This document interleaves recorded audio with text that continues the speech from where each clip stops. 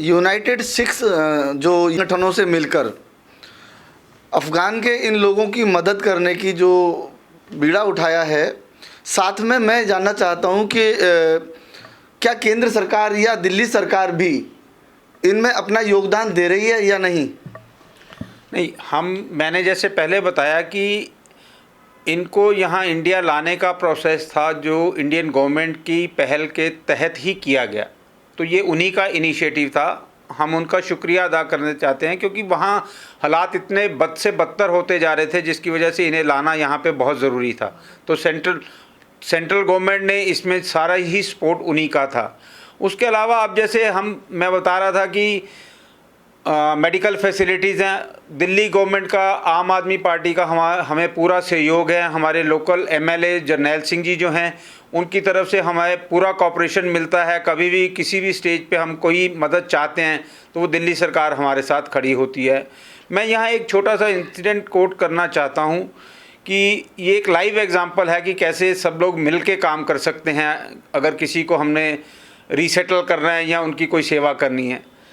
3 सितंबर को लास्ट जो बैच आया था अफ़गानिस्तान से, उसमें से 7 सितंबर को एक छोटे से बच्चे की तबीयत ज़्यादा ख़राब हो गई और उसे राम मनोहर लोहिया हॉस्पिटल में एडमिट कराया गया। पर 7 तारीख से लेके 8 तारीख शाम तक उसकी हालात में कोई सुधार नहीं हुआ, जिसकी वजह से उनके परिवार ने और जो अफ़गानिस्तान से सिख कम्युनिटी के लीडर आए थे सरदार सुरबीर सिंह, उन्होंने हमें अप्रोच किया।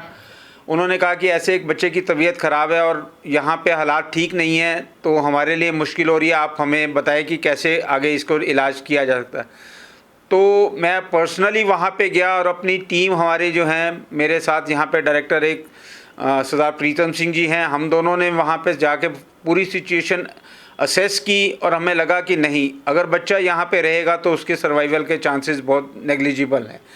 तो हमने अपने हेड ऑफिस और सबसे टीम ने पूरा डिस्कस किया और हमने उसी दिन रात को 10:30-11 बजे उस बच्चे को राम मनोहर लोहिया हॉस्पिटल से ले जाके मणिपाल हॉस्पिटल द्वारका में एडमिट कराया। उस बच्चे की कंडीशन इतनी सीवियर ख़राब थी कि उसे इमीडिएटली आईसीयू और वेंटिलेटर फैसिलिटी रिक्वायर्ड थी। गवर्नमेंट के हॉस्पिटल के प्रोटोकॉल्स की वजह से उसको वहाँ आईसीयू और वेंटिलेटर नहीं प्रोवाइड किया जा सकता था जब तक कि उसका कोविड रिज़ल्ट नहीं आता। तो इसमें टाइम लैप्स होता है, इसलिए हमने ये डिसीज़न लिया।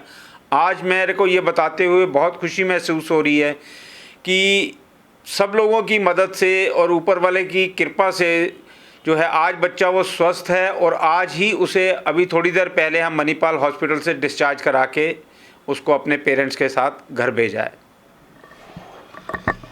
दोस्तों, कहा गया है कि वक्त वक्त की बात होत बलवान, वीलन लूटी गोपियाँ वही अर्जुन वही बाण। तो एक समय आ गया है कि यूनाइटेड सिख अनेकों संस्थाओं के साथ और जो विदेशों में फंसे हुए हैं हिंदू भाई, CAA कानून के तहत उनको बुलाया जा रहा है। कानून के तहत उनको बुलाया जा रहा है और भारत में अब उन्हें जगह भी दी जाएगी, उनका इलाज भी कराया जा रहा है। जैसा कि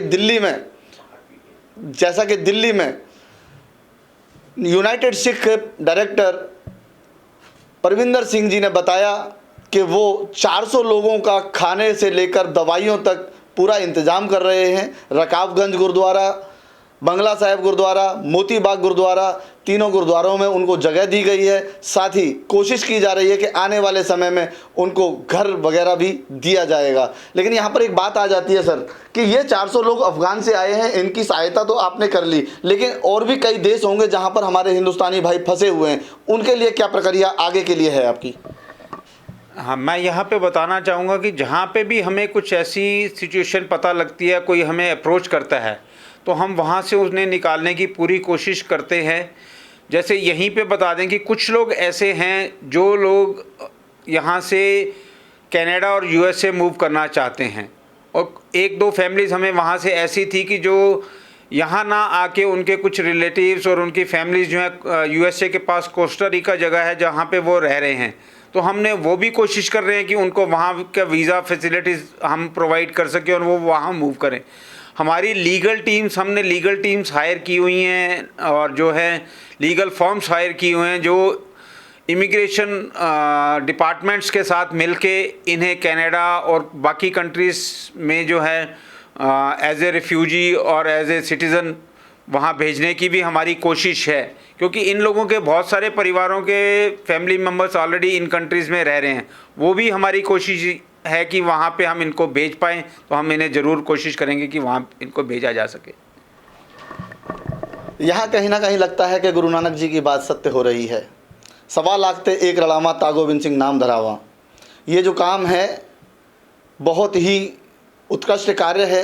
इसके करने के लिए बड़ी हिम्मत चाहिए होती है। जो यूनाइटेड सिख के संगठन ने, उनके सभी कार्यकर्ताओं ने और उनके डायरेक्टर व अध्यक्ष ने मिलकर इस काम को अंजाम दिया है और आगे भी इनकी भरपूर कोशिशें होती रहेंगी। कैमरा पर्सन ऋषिपाल चौधरी के साथ ओमपाल प्रसाद, GNN न्यूज़, दिल्ली।